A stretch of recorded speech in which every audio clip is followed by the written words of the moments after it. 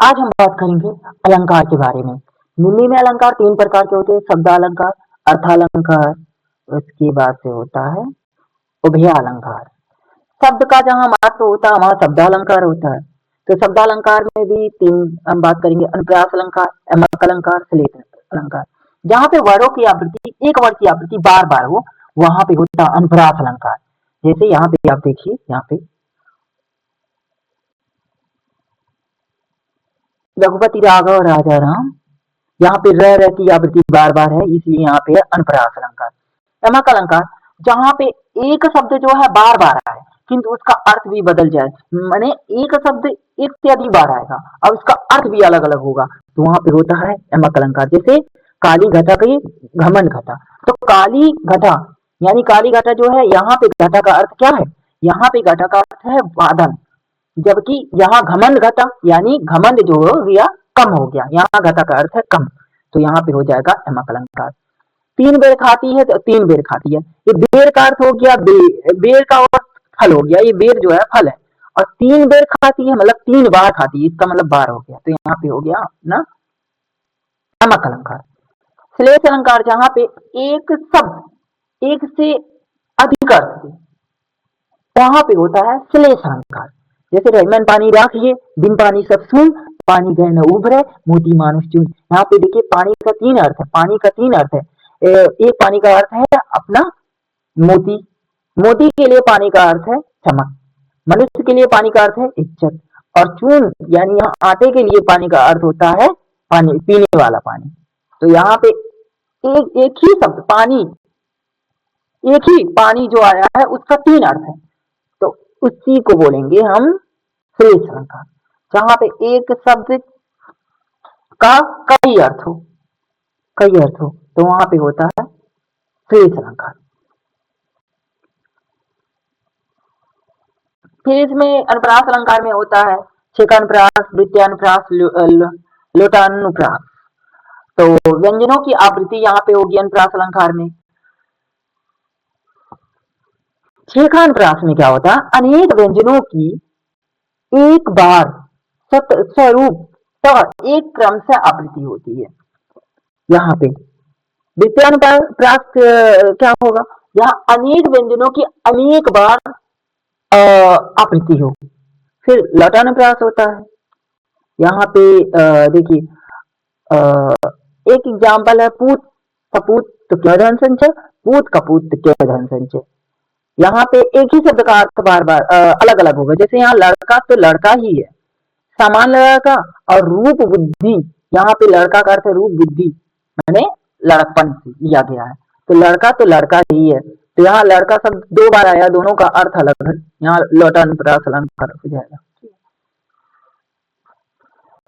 अब आगे हम बात करेंगे अर्थालंकार। इसमें है विपक्षा अलंकार, यहाँ पे देखिए और भी है व्यक्तोक्ति अलंकार, प्रत्यक्ष अर्थ के अतिरिक्त भिन्न अर्थ देते हैं, तो वहां पे होता है व्यक्तोक्ति अलंकार, व्यक्तोक्ति अलंकार।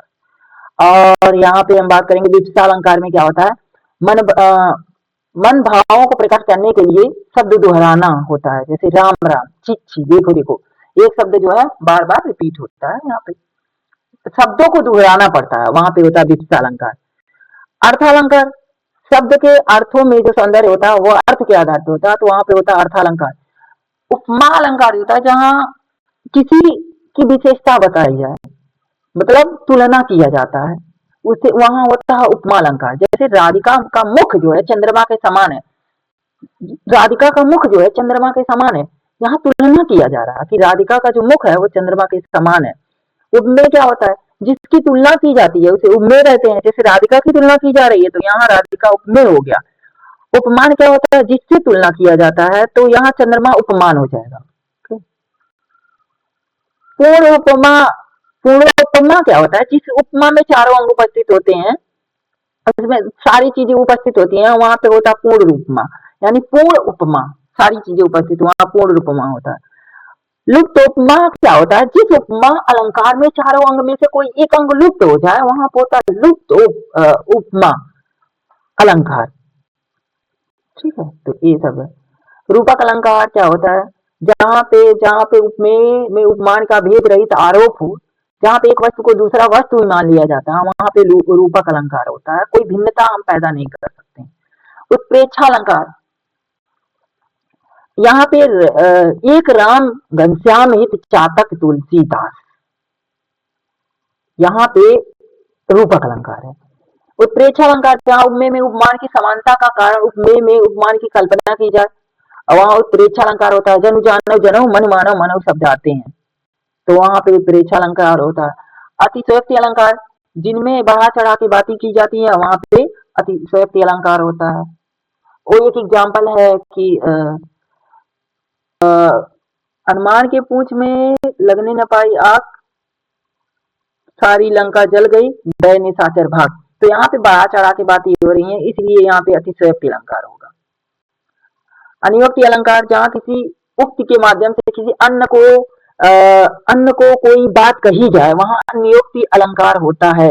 जैसे माली आवत देख करीर करी कलियां कर पुकार, फूल फूल चुन लई काल हमारी बार, यहाँ पे होगा अनियोक्ति अलंकार। मानवीकरण अलंकार, यह एक ऐसा अलंकार है जहाँ जड़ पदार्थों पर मानवीय भावनाओं का आरोप होता है। मानवीकरण अलंकार होता है। ऊषा सुनहरे तिल बरसाती, जय लक्ष्मी सी उदित हुई। ऊषा सुनहरे तीर बरसाती, यानी कि जो ऊषा है उसकी तुलना मनुष्य से किया जा रहा है कि वो तीर बरसा रही है मनुष्य की तरह, तो वहां पे मानवीयकरण अलंकार हो जाता है। धन्यवाद।